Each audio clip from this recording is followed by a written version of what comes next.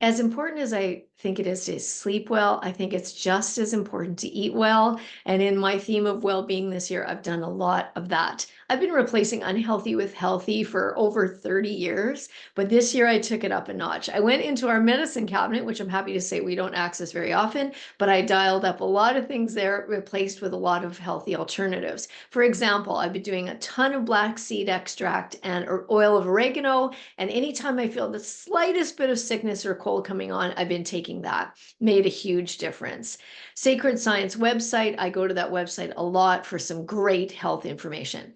I have listened to a ton of the podcast by Jessie, the Glucose Goddess, and Jessie taught me two fundamental things this year in eating well, which is to always eat your veggies first. They create a net in your system and you don't have glucose spikes, and to always wrap a protein around a carb. If you're going to eat a carb, eat a protein with it. Wow, that's changed my life. So we've done a ton of things this year to be well in this house, but how about you? I always look at what I'm about to eat 90% of the time, and I say, is this going to make me well and nourish me? And if not, why am I doing it? Why are we defaulting to things that make us feel unwell?